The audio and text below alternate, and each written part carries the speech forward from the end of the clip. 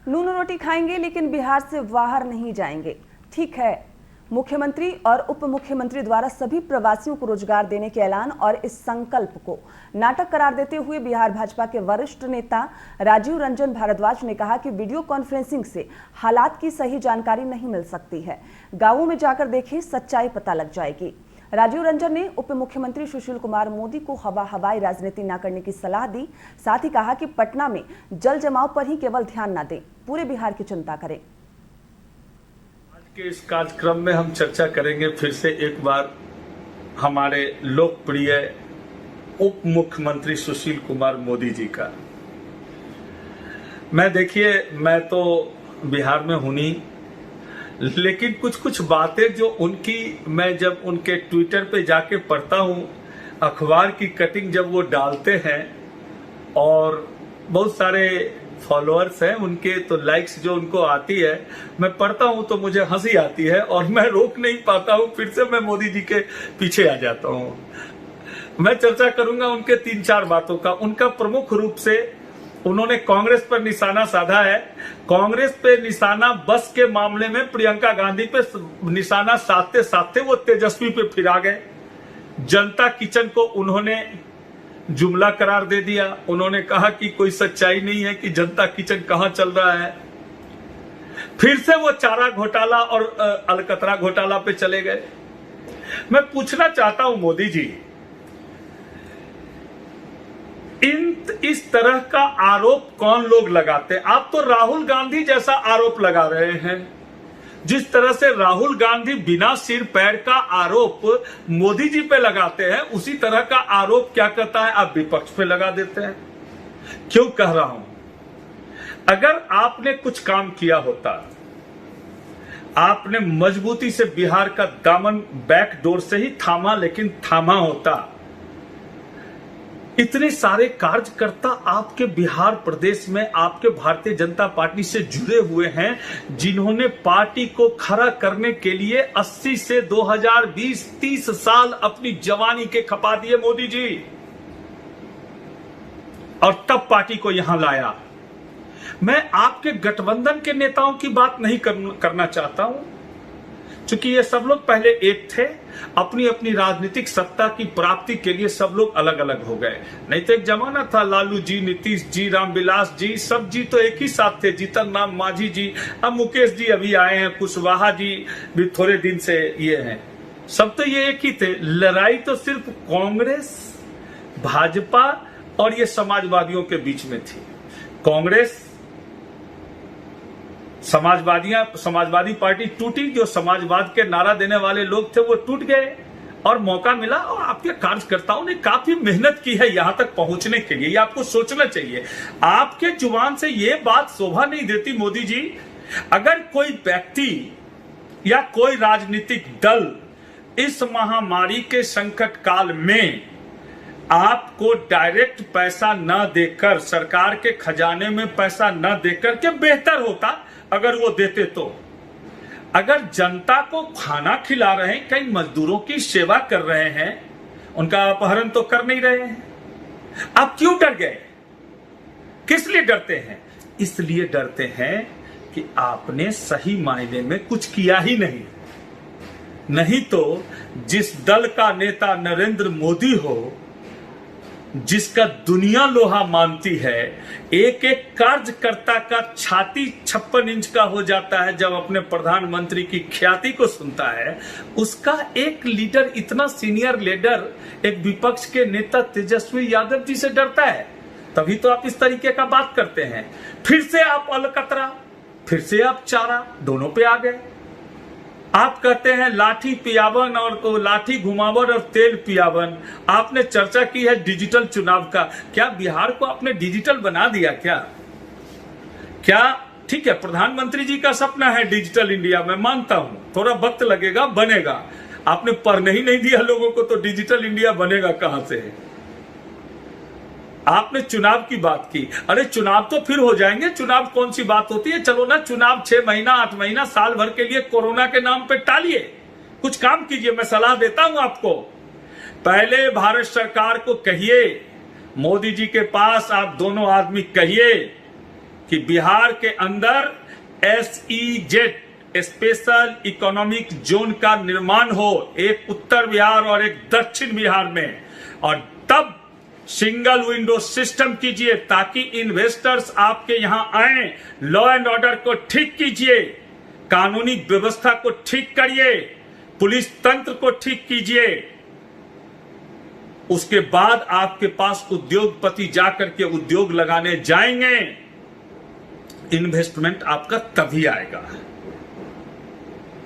ये सब काम आपको करना चाहिए, ये तो आप करेंगे नहीं। आप जनता किचन में उलझे हुए हैं, लाठी घुमावन, तेल पियावन। अरे अजीब अजीब बात है, ये तो हम जानते ही है, नया कौन सा बात आपने कह दिया। ये तो हम जानते हैं कि लालू जी ऐसा करते थे।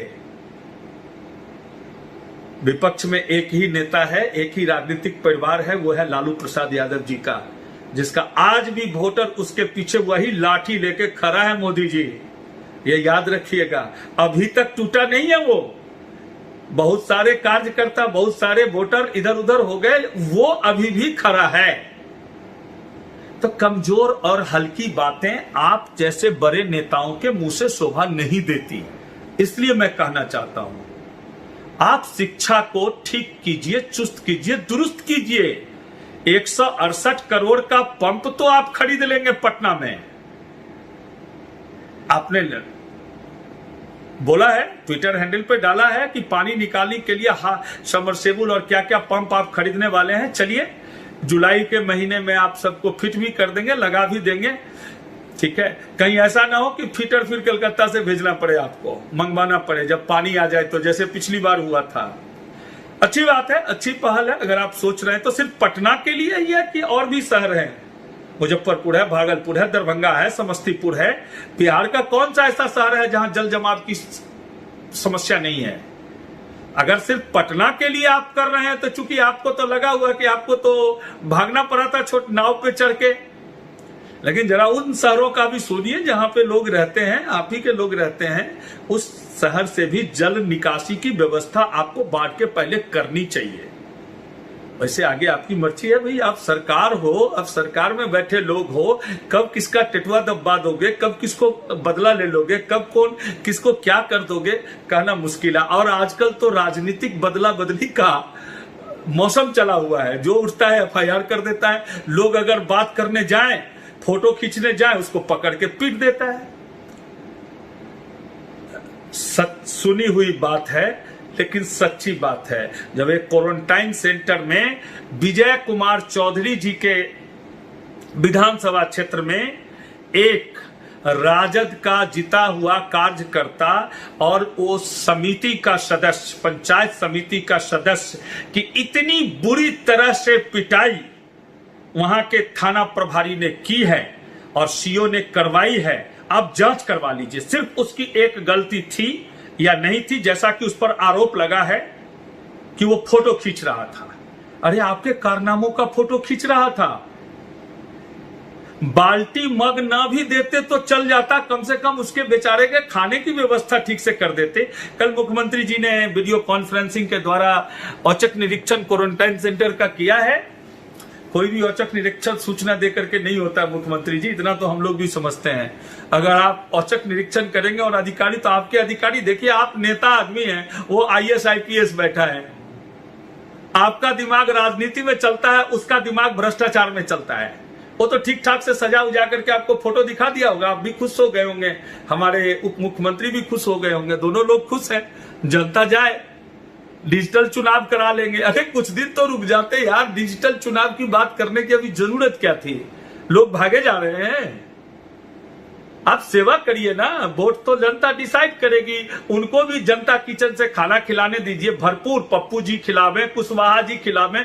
मैं अगर आपकी जगह हूं, आपका कार्य करता हूं, तो मैं तो कहूंगा भाई तेजस्वी यादव जी, भाई उपेंद्र कुशवाहा जी, राजेश रंजन और पप्पू यादव जी, मुकेश सहनी जी, कांग्रेस के भी कुछ नेता जिनको बस न लेने पर जोगी जी से बड़े दुखी हैं। बिहार को आप लोगों की जरूरत है।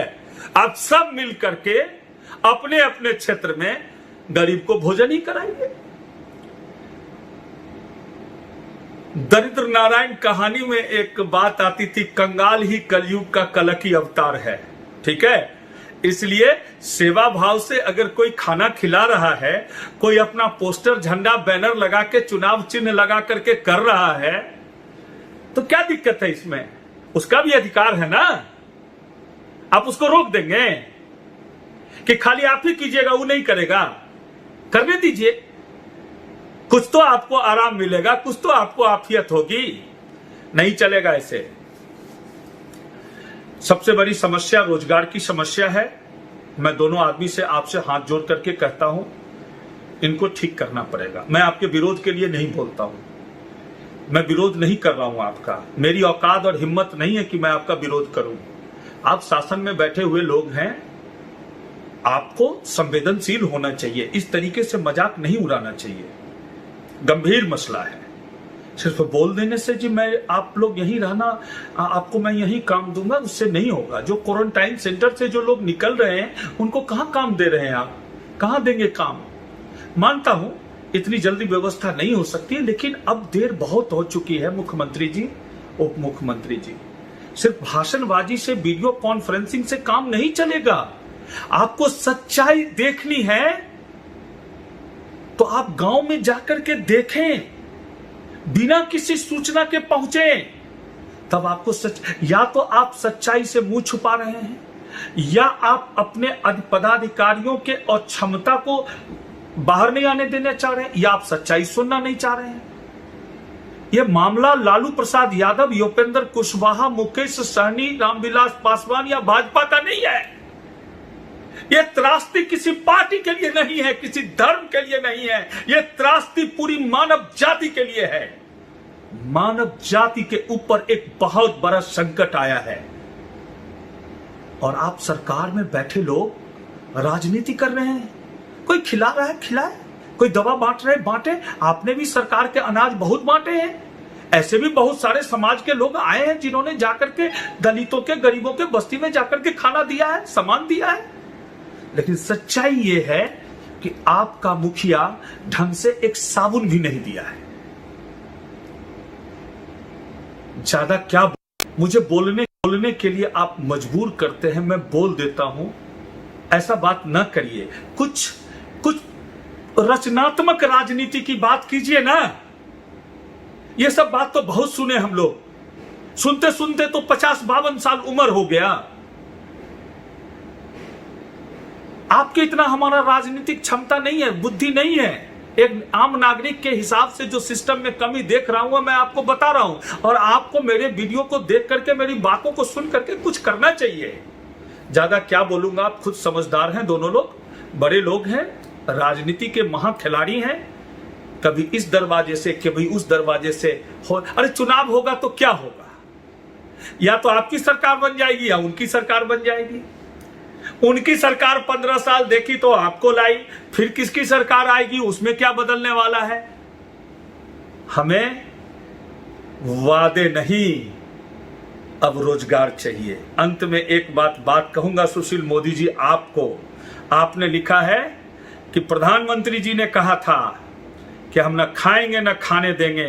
काश इन बातों को आप और भाजपा के लोग जो गद्दी पर बैठे हुए हैं, वो अपनी चरित्र के अंदर, भीतर अंतर आत्मा में उतार लिए होते तो ये एक कार्यकर्ता आपको ललकार नहीं होता। सही है, न खाएंगे न खाने देंगे, आने दीजिए।